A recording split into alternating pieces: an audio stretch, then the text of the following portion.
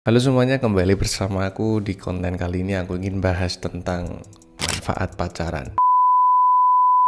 Sebelumnya kalian jangan lupa subscribe dulu channel ini biar kalian bisa dapat notifikasi video dari kami selanjutnya.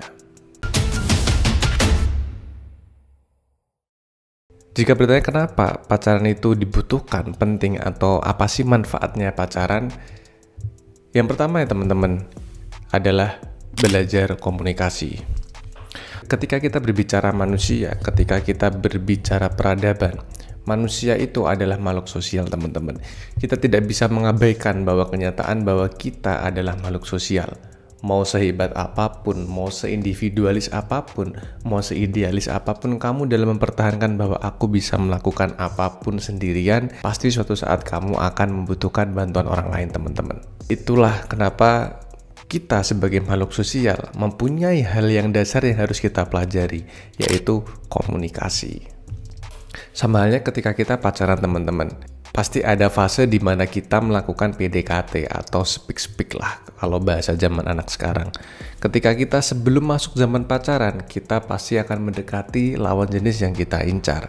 Dan di situ peran komunikasilah yang utama teman-teman. Tidak sedikit pula orang yang jomblo dan tidak mendapatkan pasangan karena dia gagal dalam melakukan komunikasi ketika dia PDKT pada lawan jenis yang dia incar teman-teman. Dan sering kan kalian lihat bahwa teman-teman kalian atau orang sekitar kalian ketika dia punya incaran lawan jenis yang ingin dia deketin, dia pasti punya masalah. Aku takut nih kalau aku deket dengan dia nanti aku gimana, aku takut nih kalau nanti aku deketin dia nggak suka gimana. Akhirnya persepsi itu yang muncul, dan ketika dia utarakan perasaannya itu, ketika dia speak atau PDKT, dia tidak lancar karena dia tidak melakukan komunikasi yang baik dengan lawan jenis yang dia mau. Dan pernah juga kan kalian dengar bahwa banyak kan cowok-cowok yang tidak good looking tapi dia punya cewek yang cantik, cowok-cowok yang mungkin kalian bilang kurang tapi dia punya cewek yang mungkin spek dewa, dan gak ada yang salah dengan itu semua. Contoh lain, komedian. Kalian pasti sering kan mendengar kata-kata, kalian gak perlu ganteng, kalian gak perlu kaya, tapi kalian hanya perlu lucu untuk dinilai di mata cewek lain. Dan aku setuju itu teman-teman, karena seorang komedian atau orang yang lucu, dia bisa mengemas atau menyampaikan pesan, mendeliver kepada lawan jenisnya dengan baik, sehingga dia bisa mendapatkan apa yang mau dibungkus dengan komedi sehingga lawan jenis tertarik padanya. Juga kita sering dengar bahwa ada fuckboy atau bad boy, dia hanya melancarkan gombalan-gombalan tapi dia pasti dapat cewek, atau dia bisa dapat cewek yang dia mau, dia pasti dapat cewek yang dia incer karena mereka jago tata kata bahasa teman-teman. Mereka jago untuk menata kata, mereka jago untuk menata bahasa, dan dia tahu bagaimana cara mendekati lawan jenis, dan dia tahu bagaimana cara menaklukkan lawan jenis. Dan itu semua ada di skill komunikasi antara si cowok kepada cewek, dan begitu pula sebaliknya. Dan itulah kenapa pentingnya komunikasi, dan kalian harus bisa mengerti, kalian harus bisa memahami sebuah persoalan, dan kamu bisa mengkomunikasikan kepada pasangan kalian. Dan tidak bisa dipungkiri juga, manusia adalah makhluk emosional. Kita semua pasti bisa merasakan senang, sedih, marah, gundah, gulana, galau, dan lain sebagainya.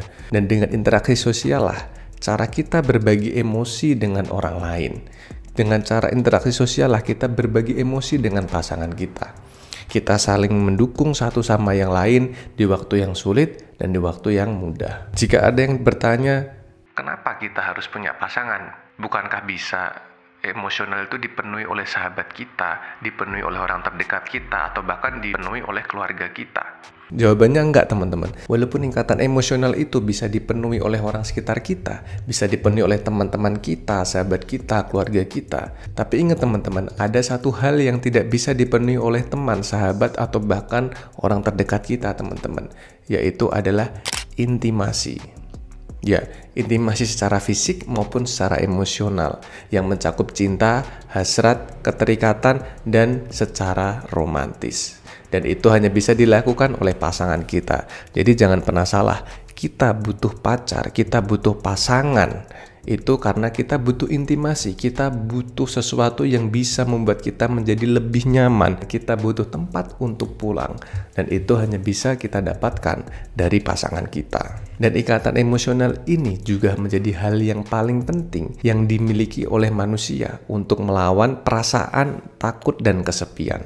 Ini akan memunculkan dan menumbuhkan sifat survive atau bertahan hidup seorang manusia.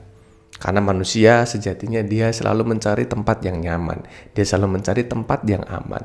Dan ketika kita tidak bisa mendapatkan zona aman dan zona nyaman, kita tidak bisa memenuhi hasrat kita sebagai individual, tidak bisa memenuhi kebutuhan kita secara emosional, maka manusia akan merasakan kesepian. Dan jangan diremehkan teman-teman, salah satu penyebab kita bisa menjadi depresi adalah karena kesepian. Banyak orang kesepian yang akhirnya depresi. Banyak orang kesepian yang hidupnya menjadi tidak terarah. Dan itu sudah banyak kasusnya dan kalian bisa temukan itu di kehidupan keseharian kalian. Dan membangun ikatan emosional itu juga tidak mudah teman-teman. Ini butuh effort yang banyak. Ini butuh kemauan dan kemampuan kita untuk memahami dan menerima orang lain. Kita butuh waktu yang tidak sebentar untuk belajar tentang cara kita mengenal dan mengetahui emosional orang lain. Dengan memiliki pacar atau kita memiliki pasangan, secara tidak langsung kita sudah mulai sebuah komitmen. Ini membuatmu menjadi terikat kepada mereka, dan itu berarti sebagian hidupmu, separuh nafasmu, separuh jiwamu, secara tidak langsung akan menyatu dengan sebagian hidupnya. Sehingga yang kamu lakukan akan sedikit banyak mempengaruhi kehidupan dan perasaan dari pasanganmu. Dan memiliki pasangan itu juga membuat kita sadar teman-teman bahwa banyak tindakan kita yang mungkin tidak menyenangkan, tindakan kita yang mungkin tidak efektif, dan tindakan kita mungkin yang tidak adaptif terhadap situasi atau keadaan tertentu. Sehingga kamu punya waktu untuk selalu belajar, untuk mengimprove dirimu untuk menjadi lebih baik, dan kamu terus bisa mendapatkan masukan dari pasanganmu yang di sini dia berlaku juga sebagai cerminan dari dirimu. Dan aku setuju ketika ada yang bilang bahwa pasangan itu adalah cerminan dari kita, karena memang mencerminkan apa yang menjadi perlakuan kita kepada orang lain, dan karena itu tadi kalian akan mengerti apa arti perbedaan, apa kekurangan kalian, dan apa kelebihan kalian. Dan selagi kalian belajar untuk menghargai perbedaan, dan kenapa kalian belajar untuk menghargai sebuah perbedaan? Karena kalian memiliki latar belakang, pola pikir, kepribadian, keinginan, preferensi, dan pola komunikasi yang berbeda. Percaya teman-teman, ini sangat-sangat sulit untuk menyatukan dua insan yang berbeda ini.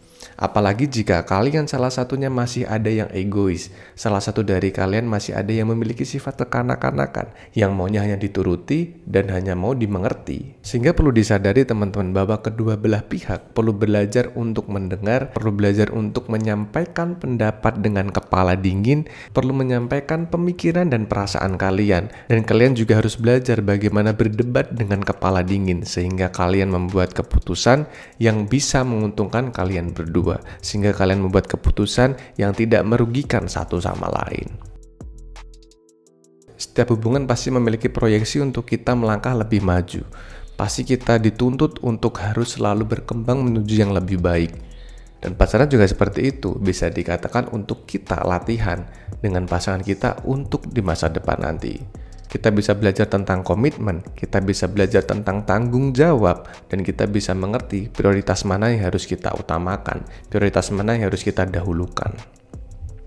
Dan ingat teman-teman, pacaran juga harus seimbang. Kita nggak boleh jadi terlalu fokus sampai lupa diri kita sendiri, sampai lupa kewajiban yang harus kita penuhi, sampai lupa tanggung jawab yang kita punya dan harus kita tunaikan. Jadi intinya, selalu jadi versi yang terbaik menurut kalian sendiri. Karena mencintai itu bukan sekedar memiliki perasaan cinta terhadap orang lain, karena cinta adalah sebuah seni. Dan kamu harus tahu dan kamu harus belajar bagaimana pasanganmu ingin dicintai. Bukan malah memaksakan caramu sendiri dalam mencintai mereka, karena setiap orang pasti memiliki preferensi atau memiliki love language sendiri yang berbeda dan kita tidak bisa memaksa itu. Sehingga temukan jati dirimu sendiri, baru kamu bisa menemukan pasanganmu. Dan aku ada tips nih teman-teman tentang beberapa hal dasar dalam mencintai yang perlu kamu ketahui.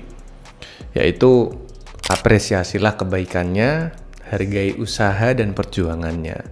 Pahami dan berempatilah, serta selalu memberikan dukungan agar dia terus mampu berkembang secara personal dan profesional. Maafkan kesalahannya, hormati egonya, dan yang paling terakhir adalah terimalah masa lalunya. Karena jika kamu tidak bisa menerima masa lalunya, saranku segera tinggalkan teman-teman. Dan jangan buang-buang waktumu di situ. Dan terakhir, membangun hubungan itu butuh kerja keras dan komitmen.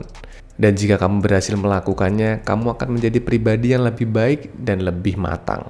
Dan ketika kalian bisa melewati ini semua, aku ucapkan selamat teman-teman. Kalian bisa menginjak ke hubungan yang lebih serius, yaitu pernikahan.